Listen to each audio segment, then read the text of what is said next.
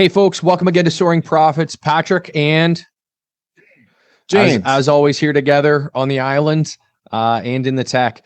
And we were talking a little bit earlier about the CPI information that came out today and another bombshell that's hit the market and hit the world, really. And the implications of this could be huge. Elon Musk buying the largest share position of Twitter. What is a guy doing with a car company, a tech company, wanting Twitter? It's an interesting concept. especially someone as forward-seeking as he is. Like, it seems like he's always on the cutting edge of whatever the next thing is. So why would he go backwards at Twitter? Right. It seems like he's going backwards, right? Interesting. So I think at the end of the day that I think that Elon Musk. So I watch the markets, obviously, watching Tesla, watching the narrative that has been put out over the last couple of years. Elon Musk has had a lot of problems with some political officials. He's had some stuff with Joe Biden. Joe Biden held an event here about a year ago when he first got into office, where he invited a number of the big electric EV startups, and GM, for instance, was one of the big ones. And Joe Biden kind of snuffed Tesla. And I believe at the time, Elon kind of took that personally. And I think this was a situation where there's a bit of a political spin potentially on why Elon picked up what he did. So for those of you that don't know what happened today or over the last couple of days, actually it's about a month.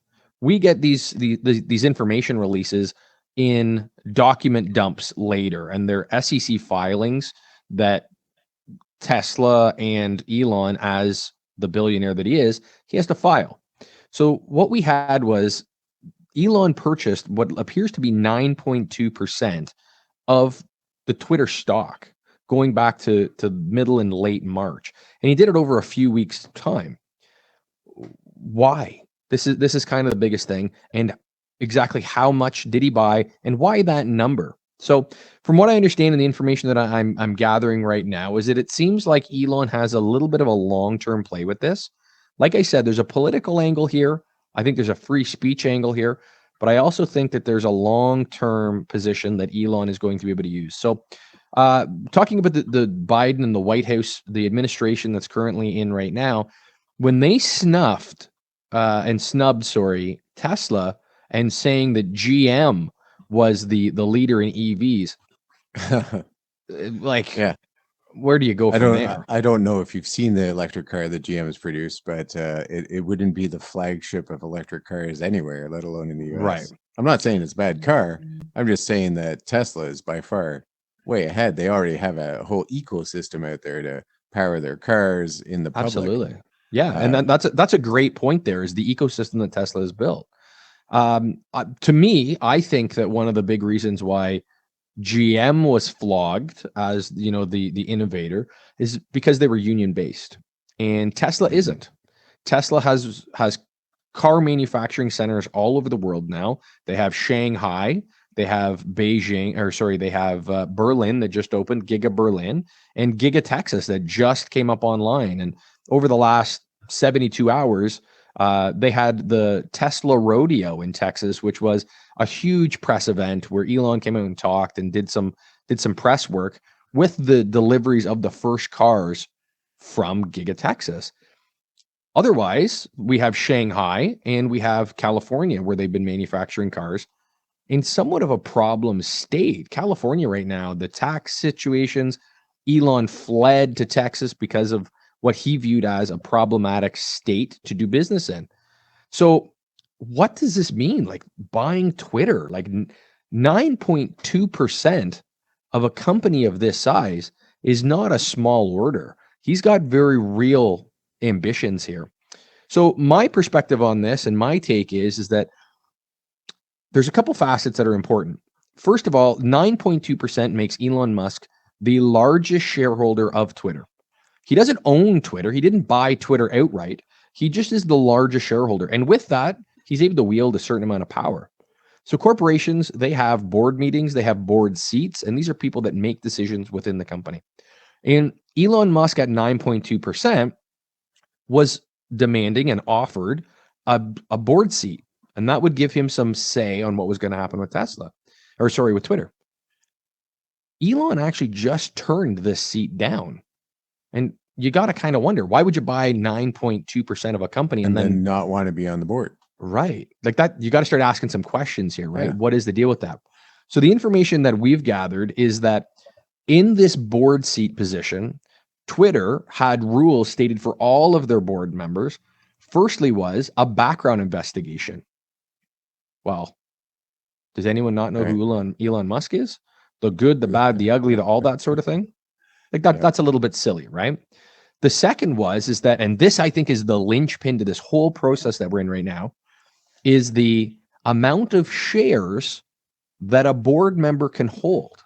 Okay. So this one is really a linchpin.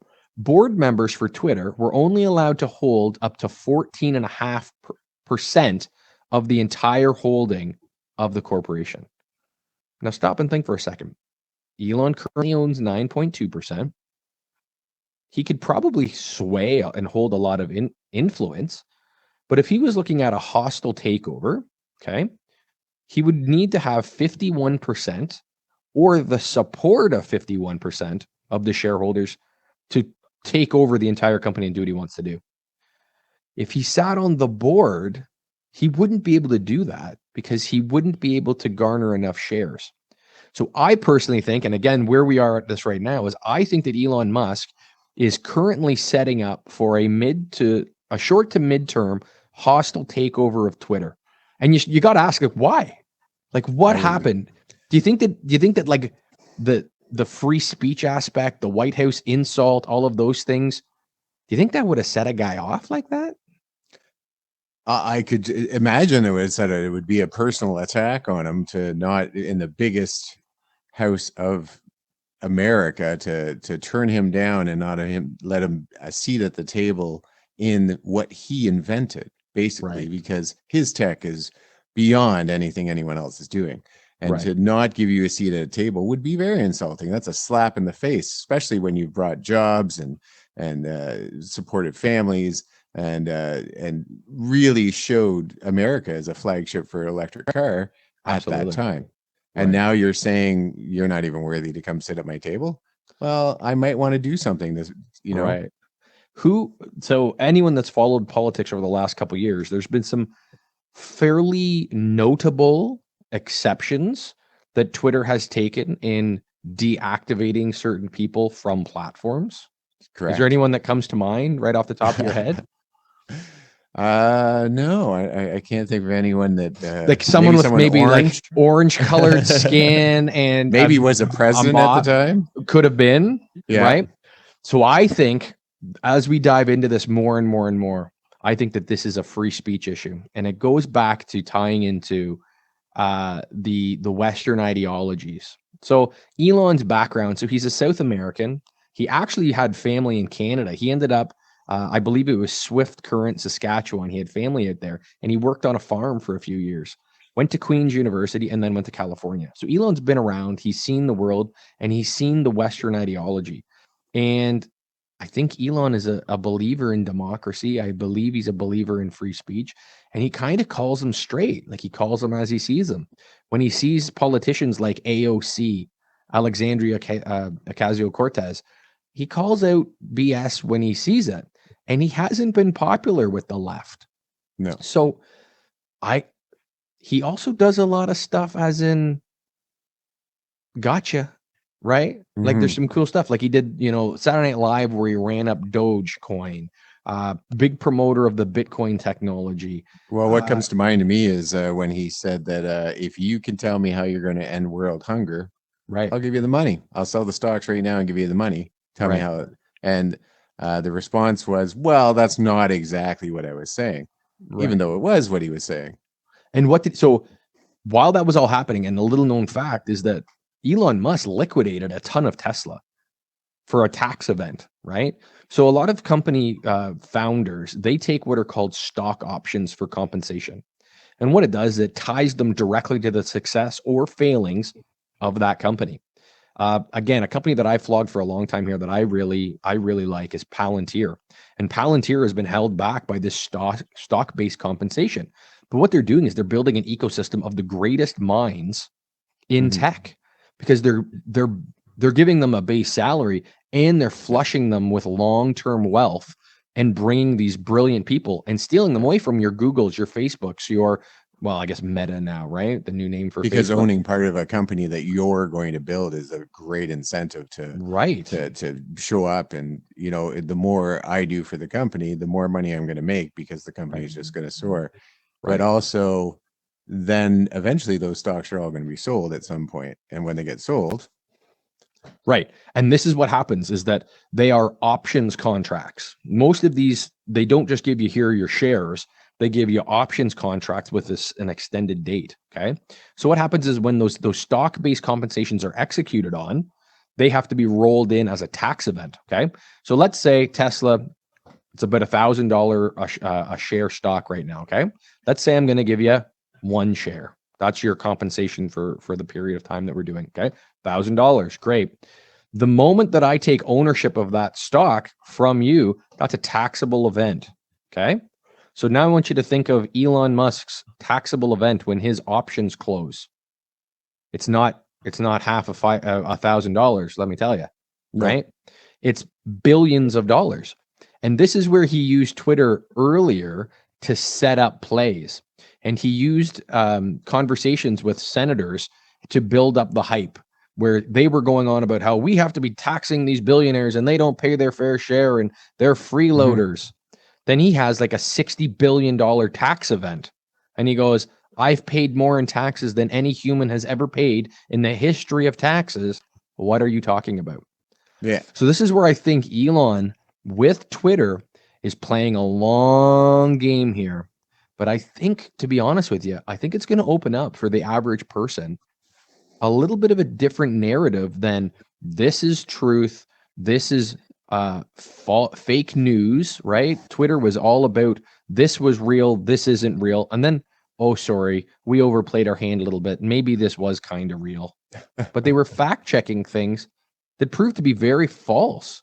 And Yes. everything was Russian bots and Russian disinformation and disinformation, medical misinformation. And I think what Elon is going to be able to do is he's going to be able to provide some levity of the situation, cool it down, let the platform be the platform. But I don't know anybody that can leverage a tool or a product like Elon Musk can. Oh yeah. I think you're going to see where it's a pay-per-use service. He's going to be able to leverage this into a huge. Well, the man sent success. someone to space and made an electric car. I'm pretty sure he can make Twitter into something spectacular. Or Right. even if he just returned it back to what it was meant to be. Like, it was always meant to be a free platform that everyone could say and do what they wanted to do, Right. as long as they weren't hurting someone. And I think we got away from this idea of what hurting someone is. Like Well, your words are violence, James. words are violence. All of a sudden, words have become violence when you're not doing anything. You're just voicing an opinion. Right. Much like this podcast that we're doing, a lot of the things that we say could be considered in this climate as not okay. Could be deplatforming, which is ridiculous. I don't know why we got away from these conversations. But I was going to bring up the fact that you were talking about Trump's, was it CWA? DWAC, DWAC, which is Digital World Acquisitions. And we can bring it up here, actually. And let me bring it up for you here. Can you bring it up? Yep. There you go. So Digital World Acquisition Company. And this was a company founded around Donald Trump and the media that he was hoping to bring to bear after he was shut down. Yeah, he was trying to make a platform that would allow everyone, what Twitter was supposed to be in the beginning, right? Allow everyone, conservative or liberal or any idea you wanted to share, to be allowed to share. And really, in my thought, would have been a moneymaker, would have been solid. Like, if you can start another platform that everyone can be at, everyone has a chance to sit at that table, it should be soaring. So is it soaring? Right. Let's take a look here. So this is the year. Okay. And when we look at the pattern here, we see that initially in the early part of October 2021, when this was announced, This was a $12 stock, $11 stock. Okay. Then who gets behind it? This is what you call a SPAC. So it's a special acquisition company. So this is a company that was established. They didn't know what exactly they were going to use it for to bring something to the market, but it ended up being a Trump profile company. Okay. So it's an $11, $9, $10 stock. And then it runs up to $170. It seems to be at the high here. $170 on the Trump name alone in that amount of time. And what are we looking at? We're looking at 2 days. So to say that Elon Musk buying Twitter is not a smart financial play and it's just a freedom of speech play and he's going to save the world, well, I would argue that there's a lot of money to be made here as well. Okay. Yeah. So as we see here, after the Trump hysteria kind of burns off, it's trading in around this 70, 80 range, right? So now we have where Elon comes out and he says, oh, I'm thinking of starting and buying Twitter. In March is basically when he started buying Twitter. So let's go back to March. Okay. And we see let's give the exact measurement here. From March 29th to today, we are looking at a 42%, we'll call it, fall in pricing. Okay. And the reason we see that is people are going, well, we were investing in DWAC, the Digital World Acquisition Company, because, hey, Trump's coming back. You got 50% of the United States right now that would likely vote for Donald Trump again. Right. That's a little scary, but okay. Well, but yeah. So you have your media, which has always been, Fox, and you had CNN, and then you had kind of the MSNBCs and all the other. There's just not a lot in the middle anymore. No. Right? We've had all the crazy polarization. So when 50% even if of you look at late night hosts right now, God. They're just flogging liberal ideology, and they were very vocal about Trump. Like if you go back to David Letterman and those guys, you wouldn't. What was their political side? Yeah, no idea. Clinton, but now it seems to be a late night host. You have to have one side or the other, right? And there isn't much on the other, right? Well, that's the unfortunate part is that we've created an echo chamber, and this is what I talk about a lot. And you and I have had these conversations privately, and that's why we're having these conversations now. Like these are the dinner table conversations. Right. Mm-hmm. And where we are right now is we're in echo chambers, whether you're on Instagram, whether you're on Twitter, whether you're at your workplace, right? When you're putting out an idea or a concept, these algorithms, i.e. Twitter is basically just an algorithm. It feeds you back what you want. Absolutely. Right. When you check or click something, right, it feeds you back what you want. So if it's anti-Trump or pro-Trump, you just get more and more and more of it. So if you're anti-Trump, Trump is the Antichrist. He is going to cause World War III. He's going to, destroy. He's anti-gay. He's anti-Muslim. He's anti. If you're pro-Trump, he's the greatest thing since sliced bread. He's the savior of the world. He's that, whatever, right? That's what it was pre-second election. Yes. Right. That's how it was. Pre-second election. Pre-second election. Yeah. Right. Because I'm not a Trump supporter, but I do follow both sides because I like to be informed. So when I was on Facebook or Twitter or Instagram, I was searching. When I did searches, I searched both sides. And running up to the second election, I could see everything. I saw both sides and they fed me what I wanted to hear or didn't want to hear. It actually, my algorithms kept changing because of what I was searching.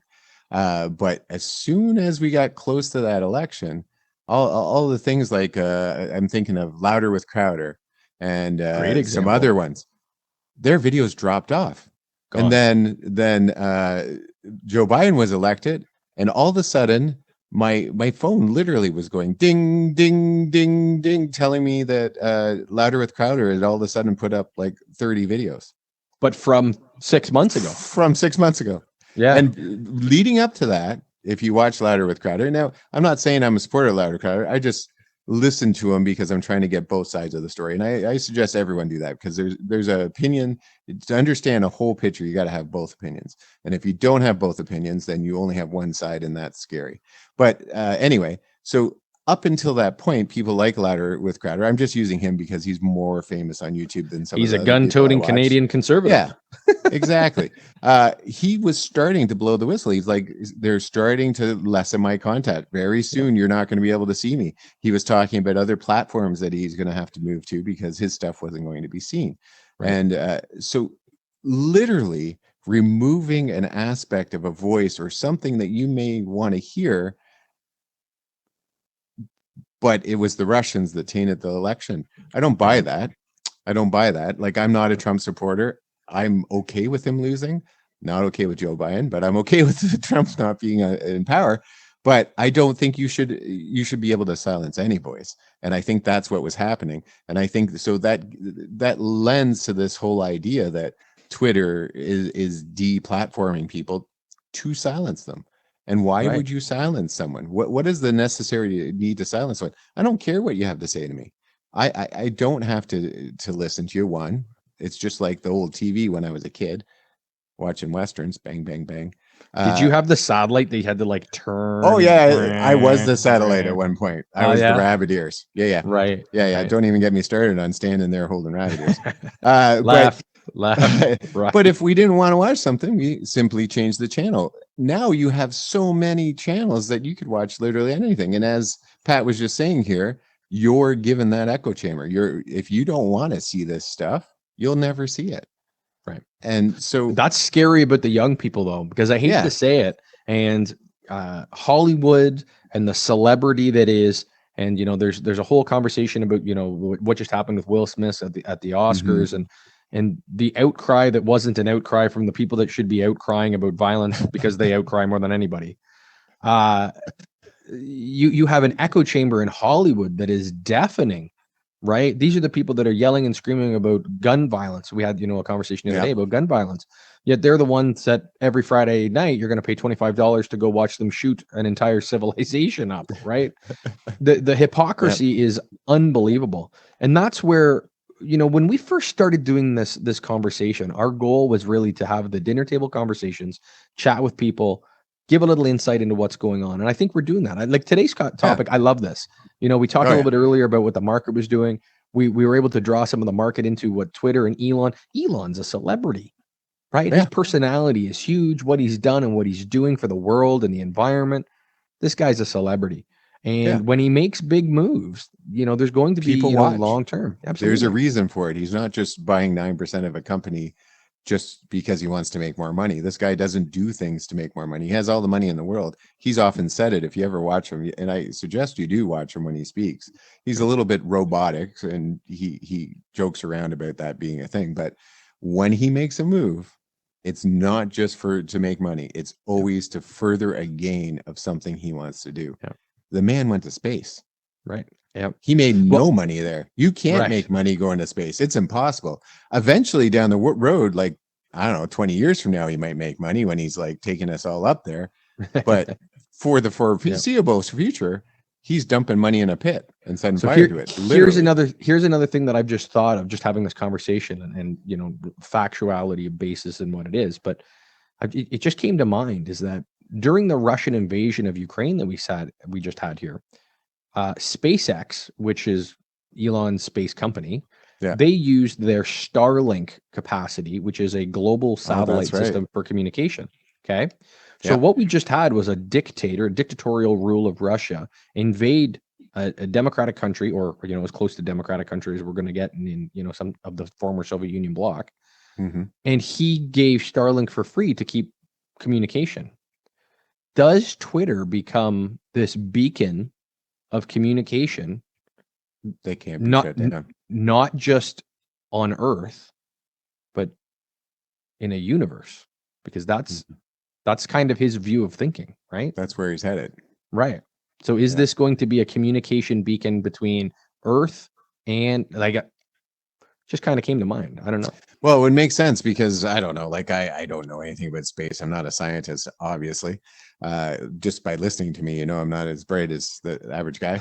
But but when you watch the shows like all the Star Trek and all that, any long message takes it could take up a year to travel. It takes hours to travel to transport that kind of message. But if you had like short little Twitter Like things, 152 characters. yeah, like 152, give or take, Yeah. then yeah, no, that kind of does make sense Yeah. as well. But That's interesting. I also think there's a freedom of speech part. Otherwise, they 100%. wouldn't be having that effect on the other platform, Absolutely. Trump's platform, Yeah. because the people in the know this stuff. And Monetization, right? What they're yeah, going to be able to make out of this. what's going to be able to happen. And I think you're going to find that the other one disappears because it's of no use now. You don't Right. need another platform that It's is very going true. to allow Yep. freedom of speech when you have the platform that everyone wants to be on is Right. now going possibly Yep. allowing freedom of speech, which I think it should. I I think this wonder. whole idea that people aren't allowed to say words Yeah. just It's crazy. because of, you know, maybe we're the wrong color skin, so we're not allowed to have a voice in the or opinion, or Orange. It's the orange skin. I or think, that was maybe probably. we're orange. Well, Exactly. and again, I don't Yeah. really know if a lot of people understand this, but like the Taliban has a Twitter. The Ayatollah that preaches death to Americans on Yes. Twitter has Yeah. a Twitter. So they were deplatformed? No, What? there's like go right now on your phone So and you can and go look find up. them now? Can you find Trump? You can't. I was thinking No. I'd even pull it up here, but I don't even have my Twitter account up here. But No. no, and that's the Yeah. crazy thing about this is Isn't that you that can funny? chant. Well, and here's a crazier thing: Yeah. Facebook violence. You couldn't talk about violence. Anything was hate speech, that sort of thing. Yeah. Russian conflict. We All are kinds. going to allow Russian violence to be talked about on Facebook. Like, Yeah. I'm not Russian. I'm not Ukrainian. My daughter's school, they have flags in front of all the classrooms, right? Right. So Mhm. if I was Russian and my child was at this school, is that hate speech? Are you choosing a side here in a medium-sized community? Are you choosing the Ukrainians over my But native? but you're choosing the right side, so it's Well, but okay. that's I think we've over time showed that the history books are Yeah. written by the victors. Yeah. So when you have that bit of dialogue and you dig just that inch deeper and you go, yeah, you're flying the Ukrainian flag in front of a school of 350 kids. I'm going to argue that there is a couple, Boranchenkos that go there, or They would feel uncomfortable, much right, like schools that were named by slave owners. right. And they said that black people going into those schools felt uncomfortable because of the name. Did they take your school It's away? The name? it's no different. My school, Careful. no, my Yeah. school's my school's a good Catholic school.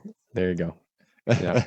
No, I do. I think that if it was if there was the gay flag flying out in front of the school, we see that all over the place, and Yeah. people have accepted that.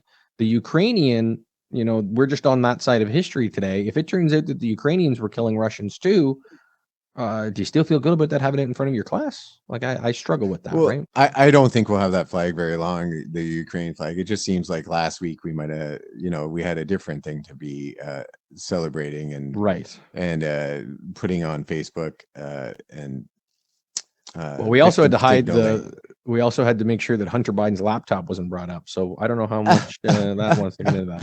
Well, Guys, apparently it is being brought up now, which is funny. But well, it was anyway, no, I entered want to into dive evidence. into So this a little bit more about the freedom of speech. Like, I really think it's an important topic. I don't think that people talk about it enough. I think it's like the whole picture of I'm not a homosexual, and that's fine, and you're not a homosexual.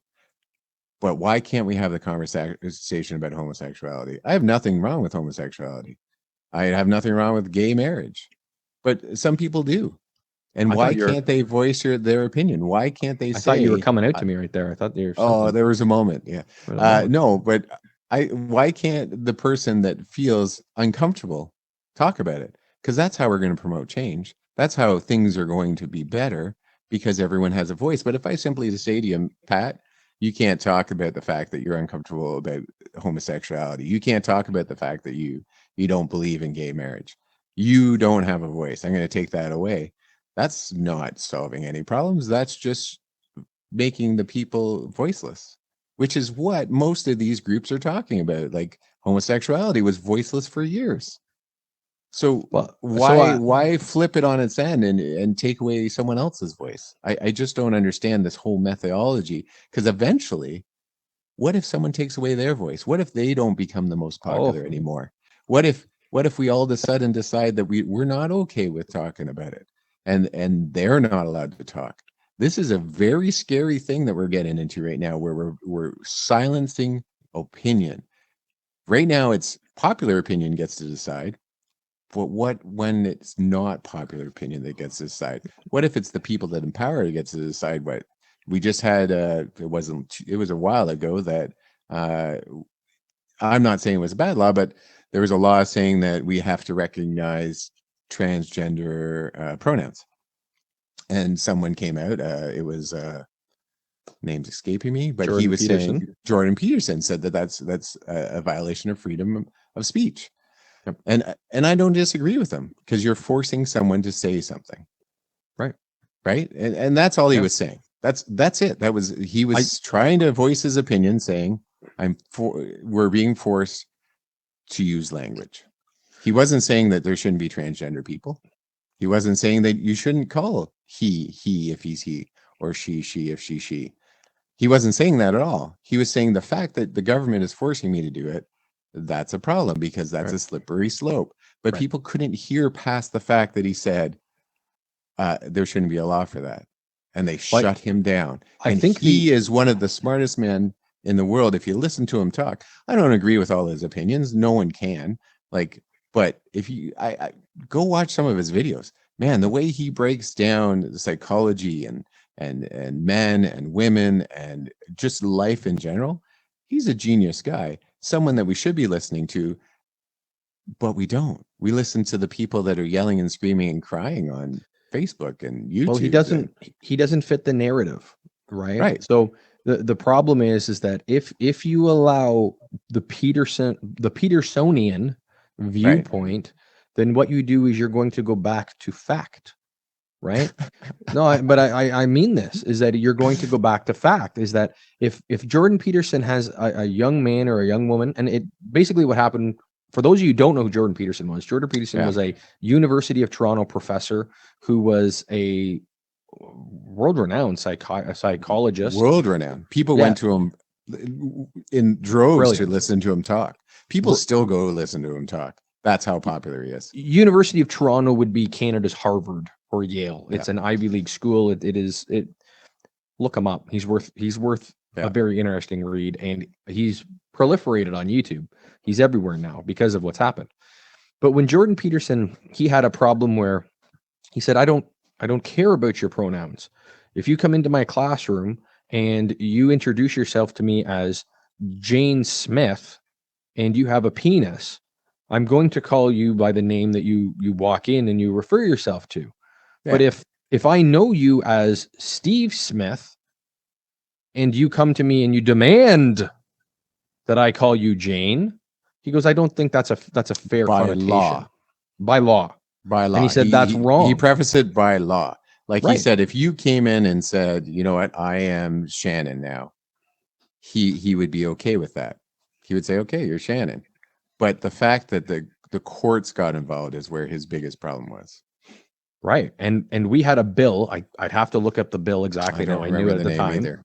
But the bill was for exactly that. We have laws in Canada that have very rigid, impactful punishments for parents that don't support transitioning in rather young children.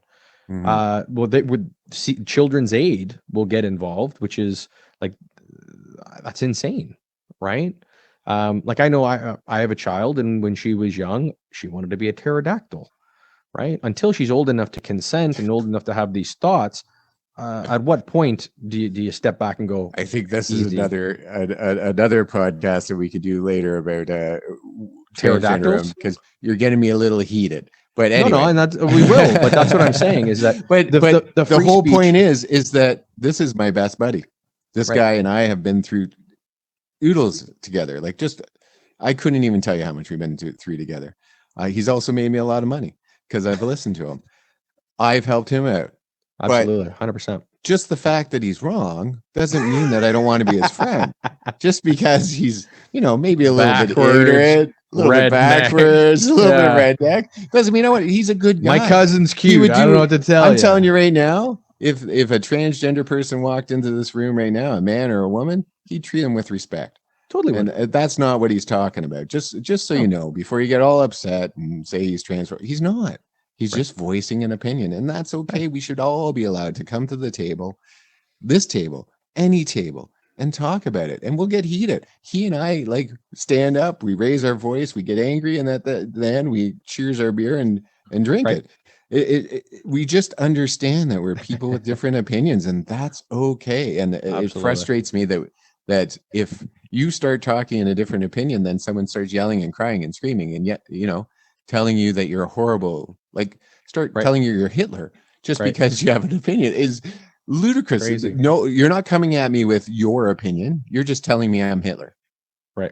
That's not an opinion. No. That's not a conversation that we can have. No. Well, that's you're the just point. Shutting me down. That's the point. And that's where the radical left and or right, both. They've learned tactics. They've learned tactics. And the negotiation process where we garnered democracy from was an open air communication. And we've lost that. And either you're with me or you're against me. And absolutely, we've pulled partisanship to a point now where, well, we certainly had a powder keg in the States for the last number of years. Absolutely. Racism and the whole idea of racism became violent. And we haven't seen that in years. And then all of a sudden it exploded. And how's sure Black Lives Matter doing, by the way? I'm sure there's reasons for that, but have we heard of them? Have we heard of them? I haven't heard anything in quite a while, but I'm sure they're last thing I heard was this week is that they bought the tax filings came out and they bought a $6 million California mansion. Black Lives Matter. I did hear that as well. I would love to know where their offices. It's like on the beach. Yeah. But we've become so polarized and so angry that we've decided that vandalism and looting is a protest. Right. Oh, but it's only one side, because I don't understand how vandalism and looting can be a protest. I get the signs, and I get they have every right to protest, and I get they have a very real reason to protest. They do. They have been held back. They have had problems in life.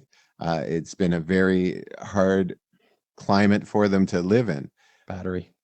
But for us to say that them looting and everything is freedom of speech, I don't think so. And for people to say, I can't say, I've had this conversation that I don't believe that Black Lives Matters is going in the right direction with all their looting and stuff like that. Right. I've been totally shut down. You can't have that opinion. You know why? No, because I'm white. Yeah, I can't talk about it. Right. But I agree with Pat. It's probably we should move on and stop this conversation for now. I think it was a delightful conversation. Look, we started at the markets, which Pat's very strong in, and we ended up maybe talking about Black Lives Matter. Racism. Got deplatformed, and I get that. It's okay. It was nice knowing you guys. I appreciate your time. Thank you for coming to our table and listening with us. And you know what? If you have a comment on the YouTube there and or wherever you're seeing this, and maybe we'll get back to you. And I'm James from Soaring Profits. Patrick, Soaring Profits. Like James says, like, share, and subscribe. And let's try to make some money together, folks. It was a pleasure having you. Folks, thanks again for joining us at Soaring Profits. Patrick, James here. We'd like you to please like, subscribe, share, and follow us on Facebook, Instagram, TikTok, and of course YouTube, which is probably where you're watching it right now. We'd love to have you there.